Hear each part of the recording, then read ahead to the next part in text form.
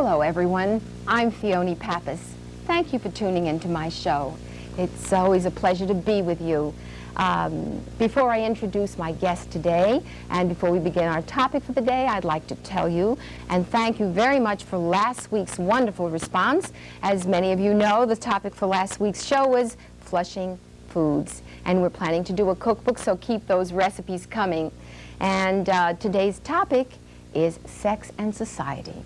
And we have a very special guest with us all the way from Lumberton, Mississippi. His name is Dr. Frank Lee. Dr. Frank Lee has done research, and it represents a major contribution to the growing public dialogue about human sexuality in our present culture. As we sit on the threshold of a new decade, the 1990s, we must, as a people, stop to examine the dangers that are taking place and the changes that are happening in our society. As a solid point of reference, a good place to start, we thought, was Main Street, Flushing, USA. So our guest today is, as I said, Dr. Frank Lee, and he teaches at the University of Lumberton. He teaches and supervises a human sexuality clinic. He lectures internationally and conducts a private practice specializing in sex therapy. I see that you're not only a psychologist and a sociologist, but you're also a dermatologist, Dr. Lee. Yes, ma'am. I think they both work together, ma'am. Sometimes during sex, some people are frustrated. Some people can't have sex like others, and they're frustrated, ma'am. So that's where dermatology comes in. Excuse me, Dr. Lee. Let me see if I understand what you're saying. You're saying that you found that it was wonderful to combine all these ologies together and yes, came up with this. That's quite interesting. Well, it's very nice to have you with us today, and I see you brought a copy of your book, Dr. Frank Lee, Speaking Frankly About Sex from A to Z. Can you please explain why the title of the book is not on the cover? I noticed that well, ma'am, just a plain wrapper. Well, if you notice, it's a bit of a mask on it, and that's because a lot of people don't, you know, you ride the subways, the buses and trains, and you don't want everybody knowing you're reading about sex from A to Z. So I thought it was very clever of me to put on a little paper bag. Yes, Dr. Frank Lee, I think that's very interesting. Thank you. Can you also start from the beginning? Let's find out, when did you first become interested in sex? Well, ma'am, are you discussing when I was about 12, when I noticed my body changing? That's what you mean by let me see if I understand what you're saying, that you became interested in sex when you were a very young boy. Yes, ma'am. And then you continued to study it, and as a result, you went into this field. Yes. Well, that's very interesting. Can you, in your research, and I presume you did a lot of research. Yes, ma'am. Did you find that people were uncomfortable talking about sex? Uncomfortable, ma'am? You discussing... yes, a lot of people are uncomfortable. I'm pretty uncomfortable discussing sex myself. I get a little wheezy and nervous talking about sex. Wheezy? Yes, ma'am. Do you feel uncomfortable talking about sex, ma'am? Of course not. You don't? No, I don't. Not at all, which is why I selected this topic for today. So, ma'am, if I ask you questions about sex, you'll have no problem? No problem, no problem. Ma'am, when was the last time you masturbated, ma'am? Let's go to the videotape, shall we?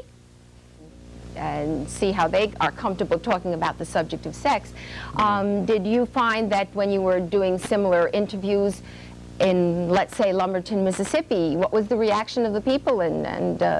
Well, ma'am, the reactions of people and the way they answered my questions were not quite like here in Flushing, ma'am. When I asked questions about how they felt about sex in society, they told me it's like having more fun than two pigs in a mud hole, ma'am.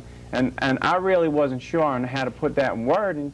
So, I mean, you know, it's quite different. Well, let me see if I understand what you're saying. You're saying that the people that you interviewed in Lumberton had a tendency to use parables and expressions that were a little difficult to translate into the written word. Is that what you're saying? Yeah, you hit that right on the head, I see.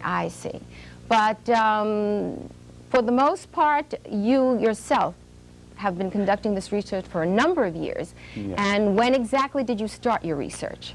Ma'am, it was in the back of my daddy's 1960 Chevy, ma'am, with this girl called Cricket Brumfield, ma'am. That's where my research started, and ever since then, I thought this was a perfect field to go into, ma'am. Let me understand what you're saying. What you're saying is that it was a very easy place to start. Oh, quite with easy, this ma'am. cricket. Yeah, you're right easy, ma'am. Right, I see. I think moving right along, I think we should talk about the issue, a really important issue. Do you believe in sex before marriage? Well, ma'am, I wouldn't go around putting on a pair of shoes. I wouldn't buy a pair of shoes before I tried them on, ma'am, is what I'm trying to say. You're saying that what you're trying to say is that yes, the answer to the question is yes. Yes, ma'am. The question, yes. I see. And you don't think that there's too much emphasis on this? Do I think there's enough emphasis? No, I said, do you think there is too much emphasis on sex in our society today? Yeah, ma'am. I think there is. Are you discussing how them girls wear them baloney skin dresses? Is that what you're discussing, ma'am? Well, since we've talked about sex before marriage, it would be a good idea to see if some of our viewers on the streets of Flushing. Let's go and roll that videotape again, shall we? Well, that certainly was very interesting, and I think it makes a lot of sense to conduct a survey like that, because watching the people of Flushing, that does represent Main Street, USA, and the people certainly know, have very strong feelings on the subject, as you can see.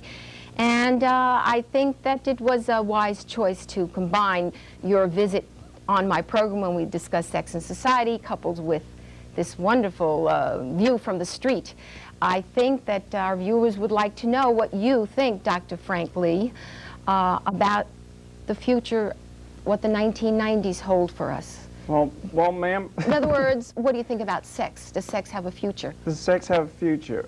Right. Well, ma'am, I rightly right now don't know, ma'am. Let me see if I understand what you're saying. You're saying that you can't really predict what will happen to our society. Is that right? When it comes to this topic. Well, I'll tell you, it has been a pleasure to meet you, and I do hope that our viewers will think about buying this book. And I hope I enlightened y'all. Well, we do appreciate your visit, and I think that that just about wraps it up, folks, when we think about what we said at the outset of this program, how important it is that we as a people really understand what's happening, and that sex in society has been and always will be a subject that we must constantly review and think about and talk about. And only then will we understand the nature of things and the nature of man. And I want to thank you all for joining me, and I do hope you'll join in and watch me next week when our subject will be, where have all the flowers gone? Our topic will be the greenhouse effect. Please join me, and don't forget, keep those recipes coming. Thank you.